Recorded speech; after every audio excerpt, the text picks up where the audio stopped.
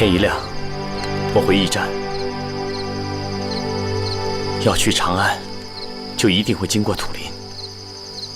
只有跟着苏爵他们，才不会被困住。想明白了？必须要去长安。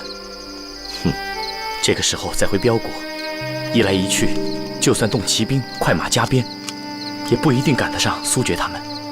一定要阻止他的阴谋，否则彪国、南诏必将陷入无边的战火。想明白了就好啊。此去艰难重重，我想两位就不必跟着我冒险了。我也是彪国人，我有责任阻止苏爵。我跟你去长安。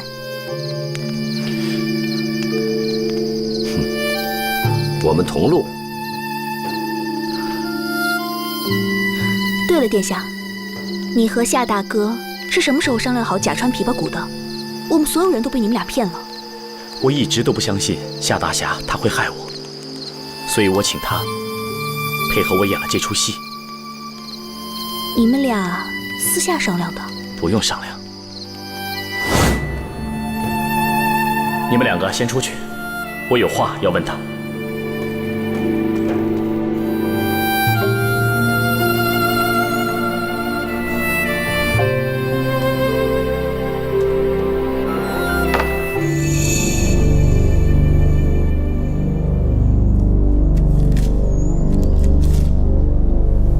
以假乱真，你我联手，定能使其露出真面目。委屈之处，还望忍耐。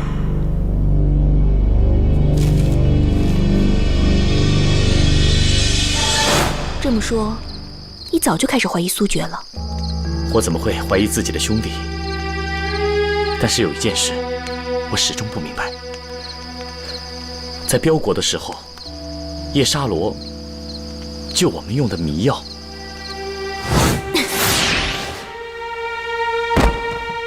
你干什么？哎呦，你放心吧，没杀人，药倒而已。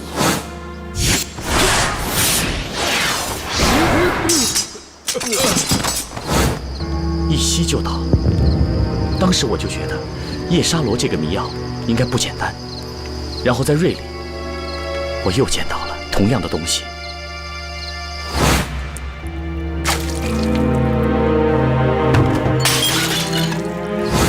那个时候我就怀疑，叶沙罗的迷药和恶蛛王的是同一种东西。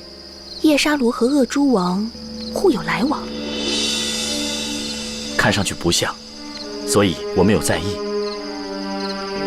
直到夏大侠说，叶沙罗和苏爵可能早就认识，我才想起来，恶蛛王和伽罗娜一直有往来。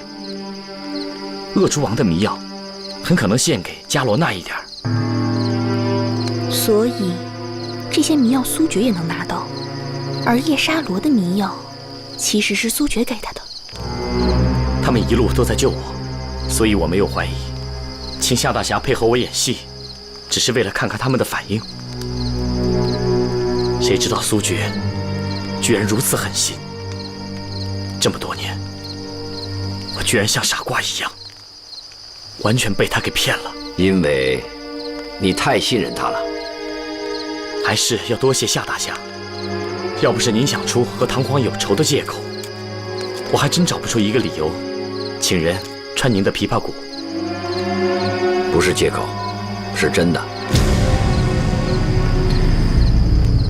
此去长安，就是为了杀唐皇。唐皇李阔，你真的和他有仇？是。一个游侠，一个皇帝，怎么会结仇呢？早点休息吧，我的故事到了长安再讲给你们听。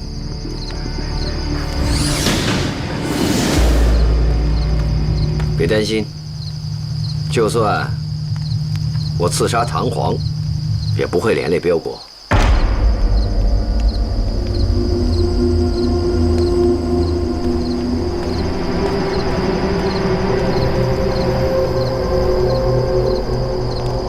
怎么我们身边的每个人都藏着这么多的秘密？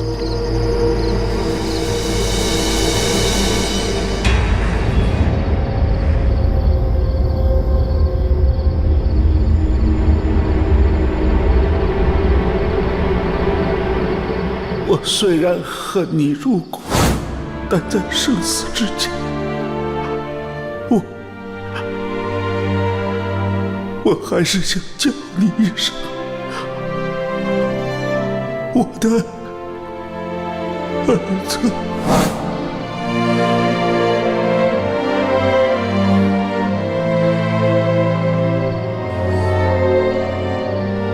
老爹，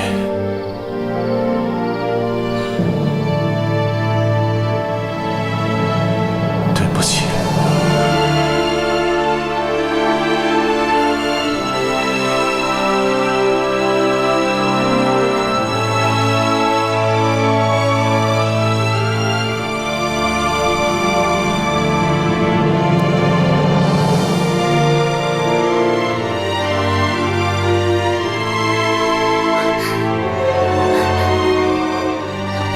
没有人了，他们一早就离开了。他们往哪儿走的？图林，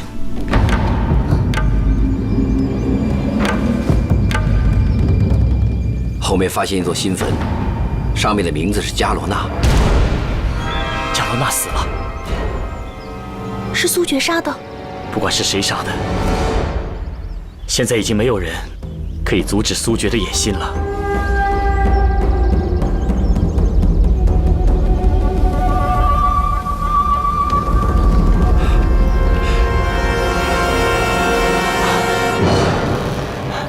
没用了，他们一早出发，这里风尘又大，马车的痕迹肯定早就没了。那我们追进去试试，说不定能碰巧跟上他们。这土林是天地间的奇景，谁也不知道何时形成。如今这土林的占地正在慢慢缩小，或许千百年后会变成一处供人游玩之地。但目前来说太大了，我们进去以后，恐怕就很难出来了。绕道，从其他地方进大堂。时间呢？苏爵领先了一步，如果我们不能赶在他前面，就来不及阻止他的阴谋了。那怎么办呀？总不能飞过土林吧？还有一条极险的路。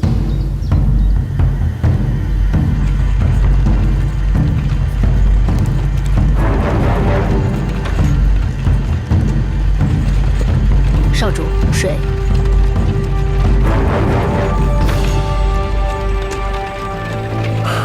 终于走出来了，叶沙洛，还多亏你领路了。现在已经是大唐境内了，离长安又近了一步。爹，等着我回来。你觉得加罗纳愿意看到你吗？叶沙罗，好了，叶沙罗，你这个时候惹我，对你没有任何的好处。你是不是因为舒南陀没跟上我们，不高兴？我希望他别跟来。他一定会跟来，我比谁都了解他。他会跟来长安，到时候我会在长安把他给杀了，为我老爹报仇。加罗纳的死跟他无关。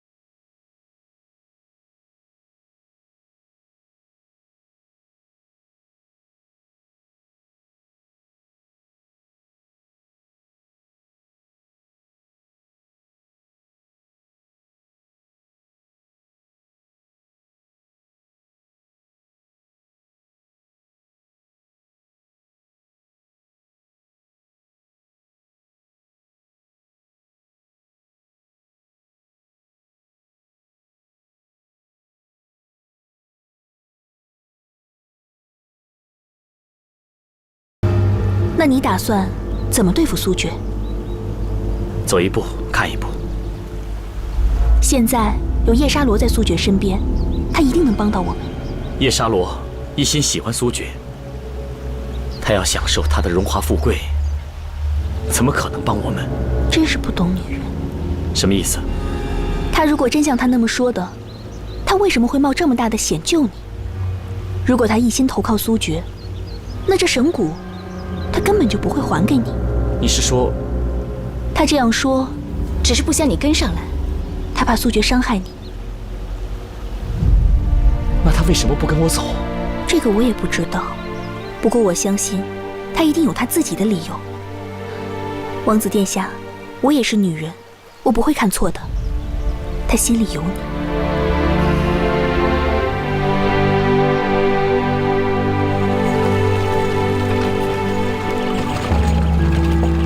很快就会遇到大唐的军队了，记住，到时候就说，辽国王子舒难陀途中病重，由我来替他献乐。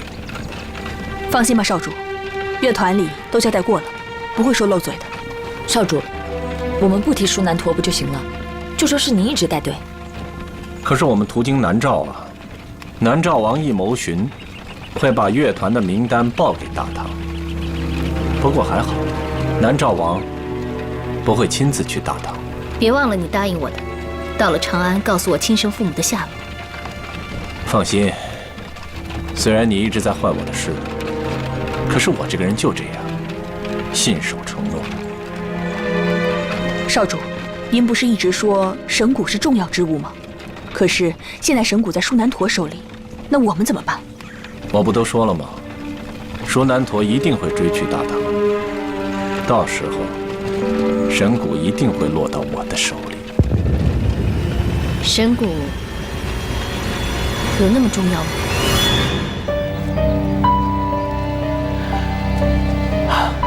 我真不明白了，为什么苏决这么看重这神骨？是不是敲上去与众不同啊？啊，早就试过了，用手敲了，鼓槌也试过，没什么特别的。那就说明它没用。这神骨一定有什么秘密，不然苏决不会这么想要它。哎，你跟我说一说关于这个神骨的传说啊。传说这骨是从天外而来，是神灵赐给我们翡翠部落的神物。再就是部落的神女曾用巨兽的骸骨敲响神骨，唤醒神灵的力量，百战百胜。也就是这些了。我都说了，只是些传说而已。有的时候，古老的传说会用另一种方式隐藏真相。你是说，它真的从天外而来？难说，或许这骨真的是由天上掉下来的东西打造而成的。可是你敲了它，也没有什么神明的力量啊。等等，传说里面是说神女在敲这鼓吗？对啊，那你试一试。来，给你。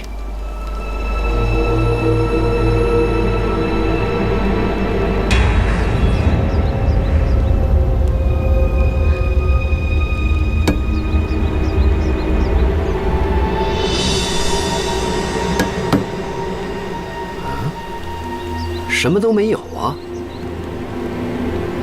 看来，真的只是传说。不对，神女不是关键。传说里特地说明，是用巨兽的骸骨敲响神鼓。你是说，敲鼓还得找只巨兽来？不，巨兽不是重点，重点是骸骨，用骸骨击打神鼓。你猜的已经有点接近了。这鼓看上去没什么特别，但当你用正确的东西把它敲响时，你自然会见识到什么是神鼓之力。是什么特别的东西？这个嘛，传说里已经说得一清二楚了。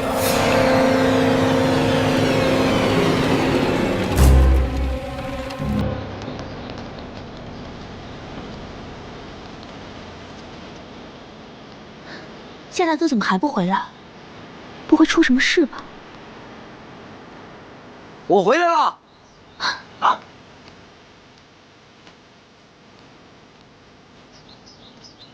来了，找到了。找到了，这地方啊，野兽尸骨很多，骨头不难找，给你。那我敲啊。敲吧，我也想看看这神骨到底有什么威力。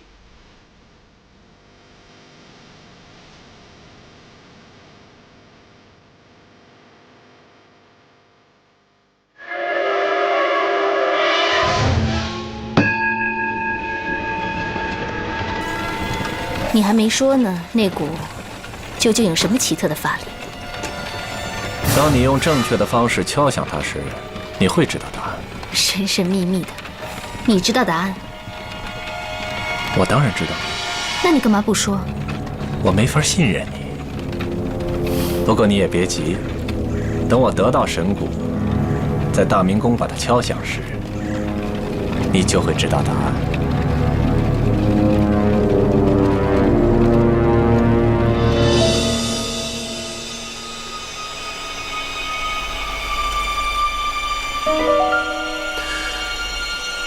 没什么不同嘛，和刚才一样啊。我已经说了，这世上根本没有什么神灵，这也只是一个普通的蛊。有可能，这只是一个传说吧。算了，先休息吧。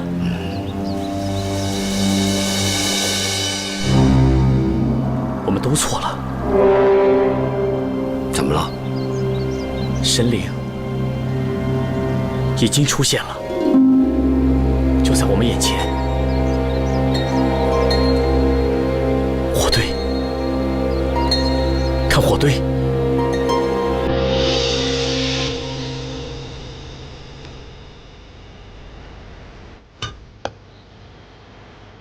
敲鼓的时候，火还烧得很旺。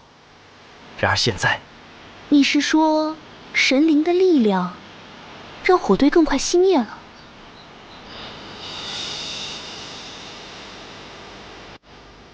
不，这火堆是正常速度燃烧完的。那不可能啊！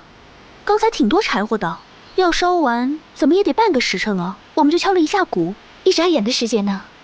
不是一眨眼，在敲鼓之前我看过，当时太阳在那边，而这一眨眼，太阳跑那儿去了。难道说我们敲了一下鼓，本以为只是一眨眼，其实这一眨眼，已经过去了整整半个时辰。骸骨敲响神鼓之时，神灵夺走了我们的时间。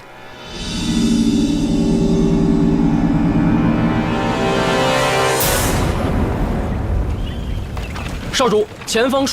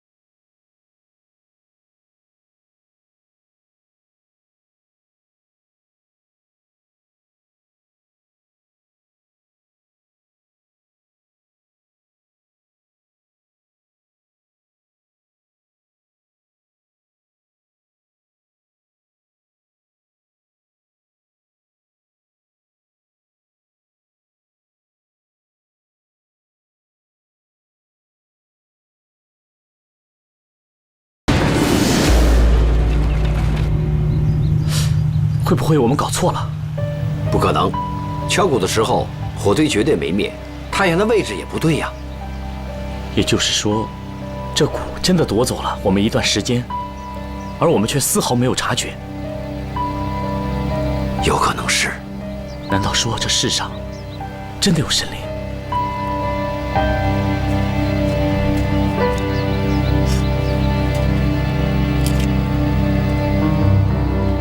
你要干什么？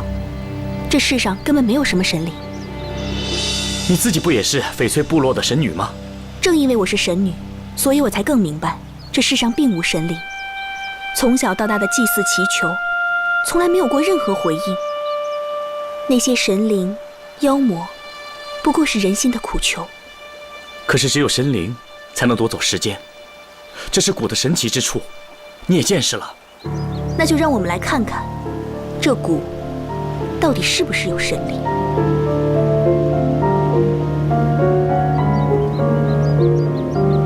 夏大哥，如果我敲鼓之后，真的有神灵出现，你就砍他一刀试试。荣幸之至。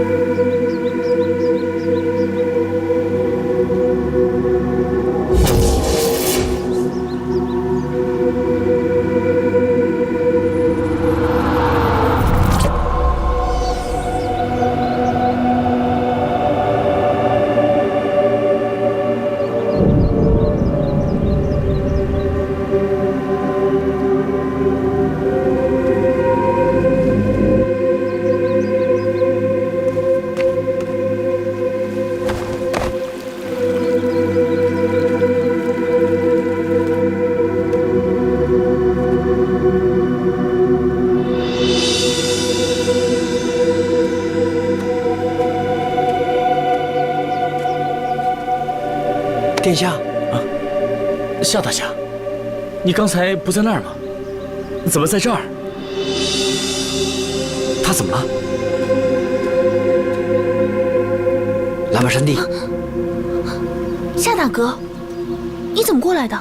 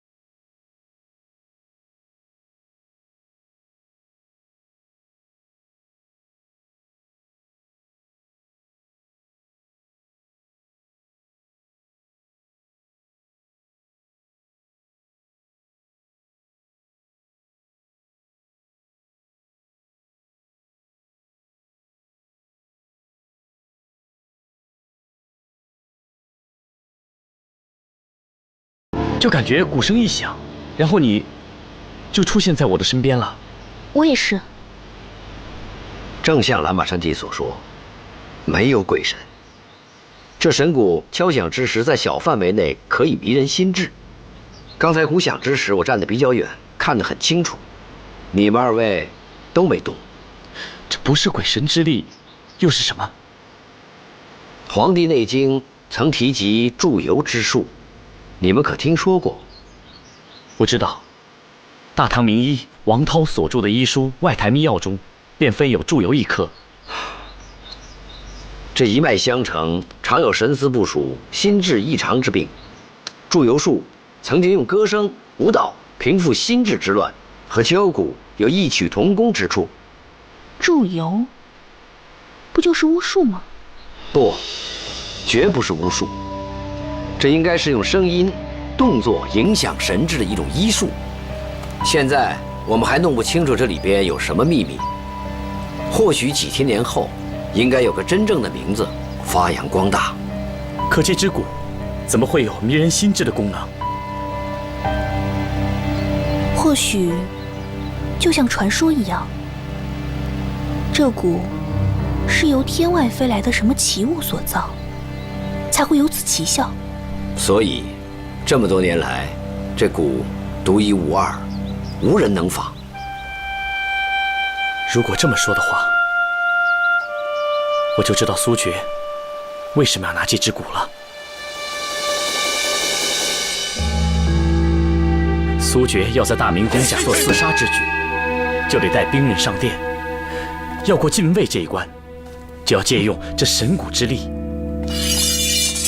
可是，这鼓敲响，敲鼓的人自己也会受到影响啊。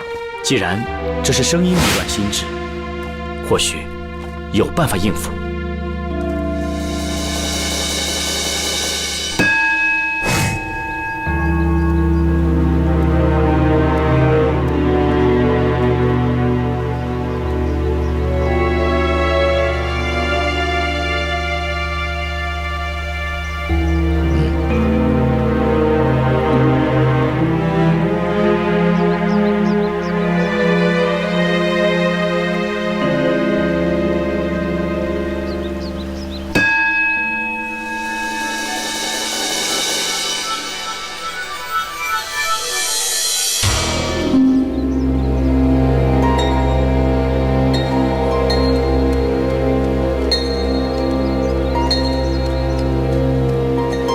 果然没错，塞住耳朵听不到声音，就不会被这个声音所迷惑。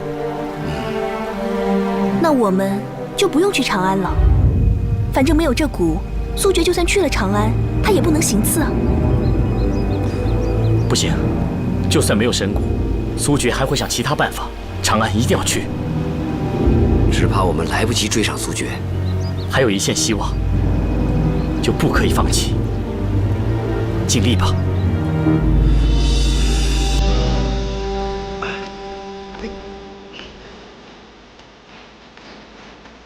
来，哎，先点，哎，盯着。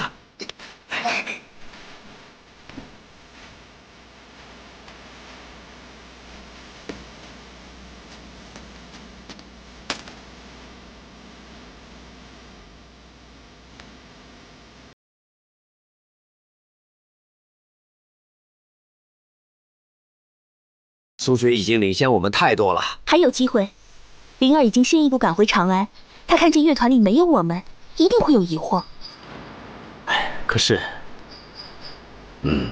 灵儿走的时候还不知道苏爵的真正面目。更关键的是，苏爵他曾经说过，内卫里有人和他合作。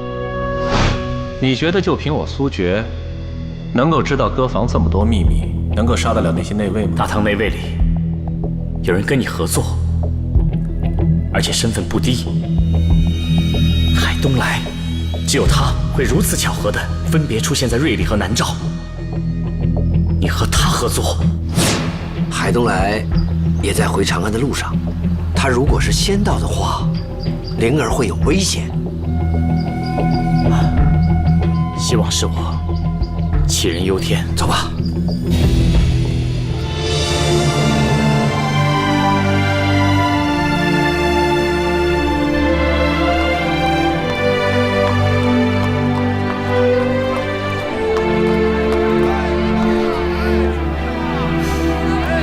终于到长安了。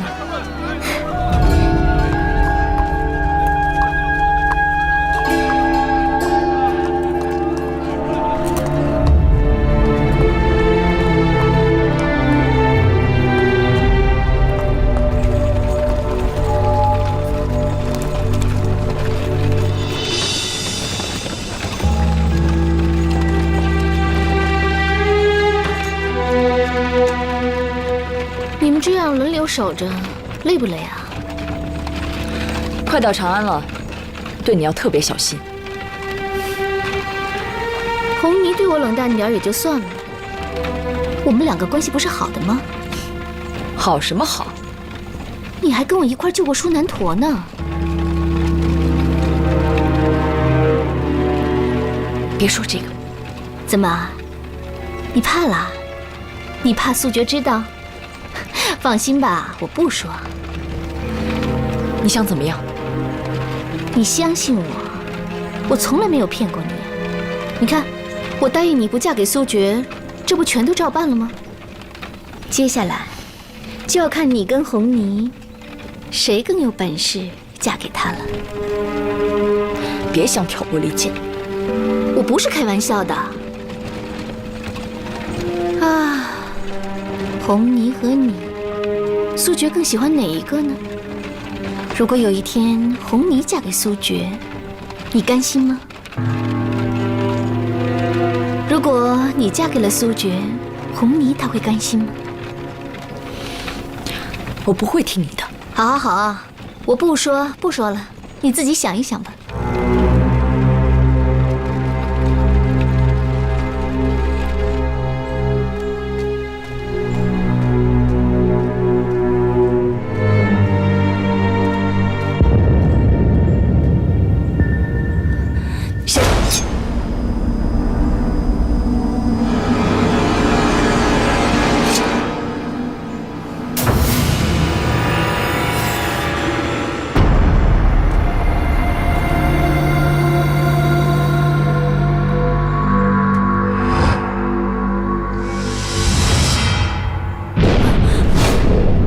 我终于追上你了。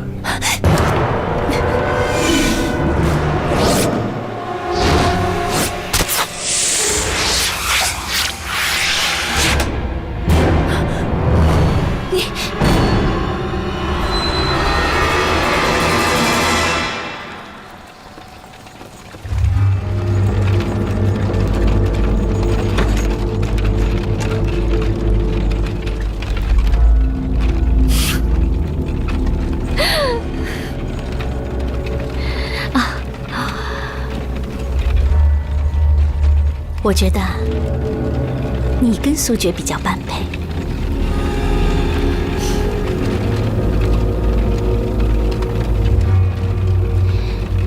苏爵在大唐内卫的帮手是谁？你知道吗？知道，那可是内卫的大人物，他就是想套话，我不会告诉你的。你说了挺多了。那位大人物不就那么几个吗？总统领岳双行，左司关长岭，右司海东来。这三个里面最贪婪的就是海东来，难道说就是他？好，别说，别说。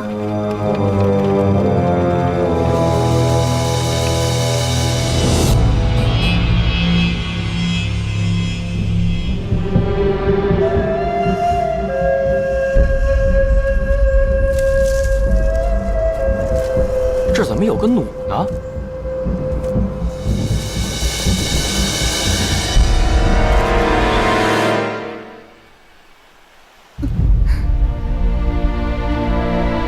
你有没有想过，就算我们到了长安，怎么拆穿苏爵的阴谋？去总院找灵儿，她可以证明我们的身份。如果苏爵比我们先到长安，那我们说什么也晚了。我们追不上苏爵了。什么意思？我到前面的小镇看过，镇上面贴着我们三个人的画像，在缉拿我们。大唐境内到处贴满了缉拿我们三个人的海捕文书。什么罪名？说我们是镖国悍匪，冒充王子，偷盗神骨。是苏爵干的。镇上有人注意你吗？暂时没有，可我们也进不去，没办法购车买马。更糟糕的是，听镇上人说，镖国乐团已经进入大唐境内，我们追不上了。你们身上还有没有银子？最后一点了。这样吧，夏大侠，您去偷3匹马，然后把这些钱财留给那个马的主人。我们避开官道，前往长安。买马也没有用，我们追不上他们。不，咱们还有机会，因为快过年了。什么意思？路上说吧，夏大侠，先偷马吧。嗯。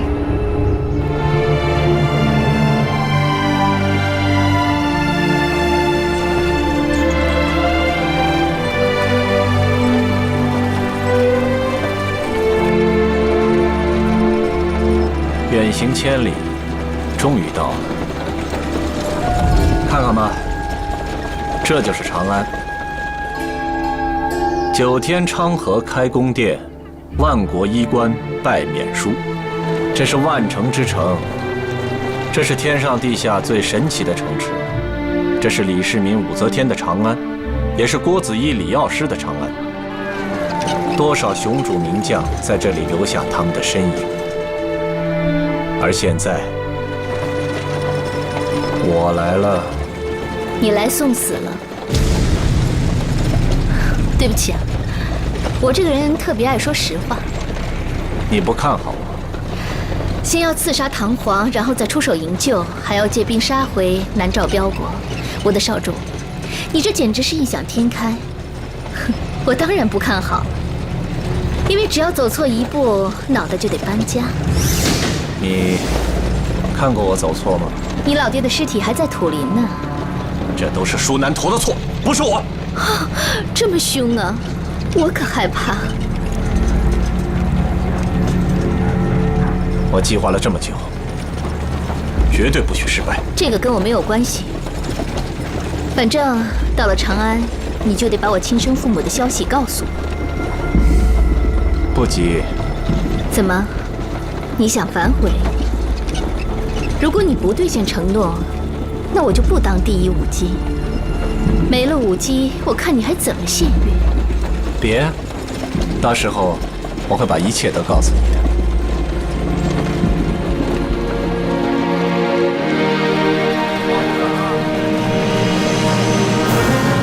驾！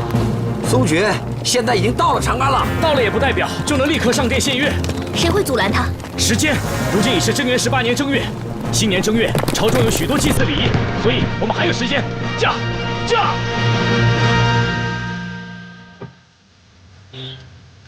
苏公子，请这边走。这院落就是苏公子等人居住之处。那乐团那边呢？乐团那边已经都派人安排妥当，请您放心。哦，这里是鸿胪寺所属客馆，专门用来迎接各国使节的。这边请。好。如果您有什么需要的话，可以随时找我。好。那，敢问阁下是？不敢。小女子是鸿胪寺点客署署丞邢双蝉。哦，邢姑娘。是。邢姑娘，我等对大唐皇帝礼敬有加，不知何时才能去大明宫献乐？现在是正月，祭祀众多，还请稍等几日。哦，好。邢姑娘，这是本国自产的香料，算作是给你的见面礼。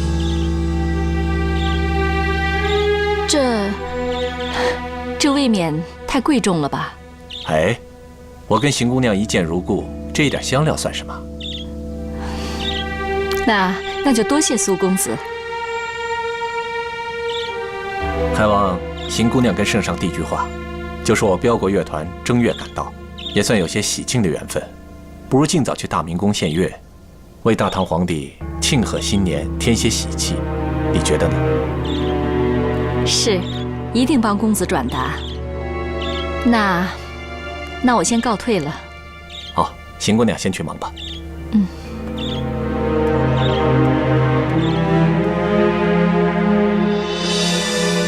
你倒是谁都不放过。夜长梦多，尽早献乐，你也该抓紧练武了。那你不绑我吗？你现在是第一舞姬，怎么绑你？好，那先回去休息吧，我有点累了。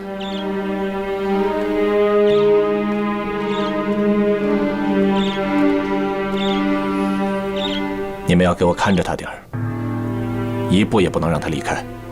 是。